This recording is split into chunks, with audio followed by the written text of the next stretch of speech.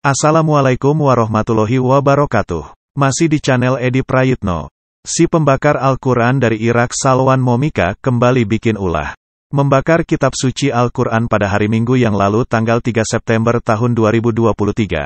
Tetapi kali ini aksi Salwan tidak berjalan mulus, karena saat dia melakukan aksinya, beberapa penonton menunjukkan rasa marah dan melempari dia batu. Suasana sempat tegang. Bahkan seorang wanita nekat merangsak mengejar Salwan yang dijaga ketat polisi Swedia. Salwan Momika melakukan aksi pembakaran Al-Quran terbarunya di sebuah alun-alun di selatan kota Malmö. Wilayah tersebut memiliki populasi imigran yang besar. Menurut lembaga penyiaran Swedia, SVT, sekitar 200 orang hadir untuk menyaksikan aksi pembakaran Al-Quran oleh Momika. Kerusuhan sempat terjadi karena sejumlah orang menentang tindakan Momika. Namun anehnya, polisi Swedia malah menangkap mereka karena dianggap mengganggu ketertiban umum. Sementara Salwan sendiri malah dilindungi dengan dalih kebebasan menyatakan pendapat. Polisi Swedia mengungkapkan, kerusuhan akhirnya pecah pada pukul 13.45 waktu setempat. Media lokal melaporkan bahwa sejumlah warga melemparkan batu ke arah Momika. Video dari lokasi kejadian menunjukkan beberapa orang mencoba menerobos penjagaan sebelum dihentikan oleh polisi. Dan akhirnya pihak polisi juga membubarkan Salwan agar tidak melanjutkan aksinya karena massa sudah emosi dan marah. Sehingga untuk menjaga keamanan di wilayah tersebut akhirnya Salwan pun diamankan dan acaranya dibubarkan. Bahkan saat Salwan diamankan polisi dan dibawa oleh mobil polisi, terlihat seorang pria mencoba menghentikan mobil polisi yang membawa Momika dari lokasi pembakaran dengan cara menyalipnya. Sekitar 10 orang kemudian ditahan oleh polisi Swedia karena dianggap mengganggu ketertiban umum. Polisi juga menangkap 2 orang lainnya dengan tuduhan melakukan kerusuhan yang disertai kekerasan. Perdana Menteri Swedia Ulf Kristersson sempat menyampaikan bahwa dia menghormati keputusan Denmark mengajukan rancangan undang-undang RUU untuk mengkriminalisasi aksi penistaan kitab suci keagamaan, termasuk Al-Quran. Aksi pembakaran Al-Quran diketahui berulang kali terjadi di kedua negara tersebut. Saya sangat menghormati apa yang dilakukan Denmark, kata Kristersson dalam sebuah konferensi pers. Dikutip Anadolu Agency, tanggal 26 Agustus tahun 2023 lalu.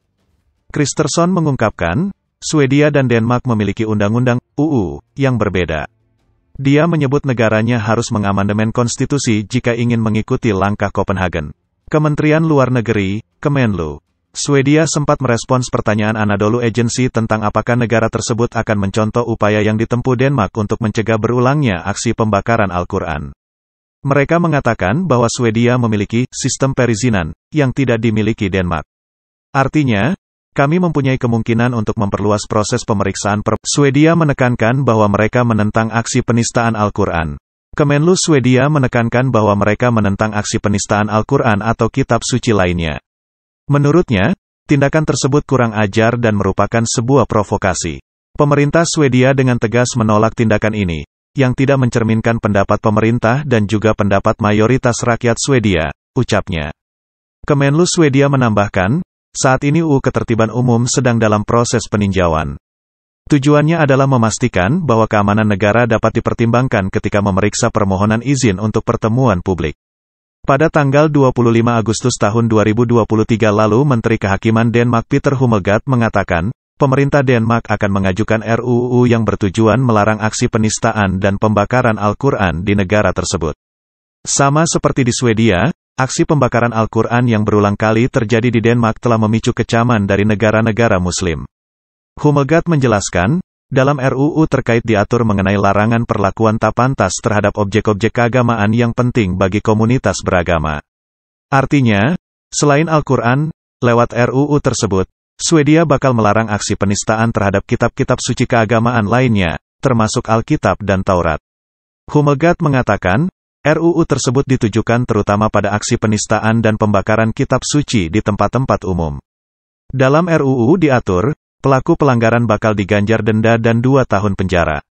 RUU, jika disahkan, akan dimasukkan dalam bab 12 Kitab Undang-Undang Hukum Pidana Denmark, yang mencakup keamanan nasional. Menurut Hummelgaard, keamanan nasional merupakan motivasi utama diajukannya RUU tersebut. Kami tidak bisa terus berpangku tangan sementara beberapa orang melakukan apa saja untuk memicu reaksi kekerasan, katanya.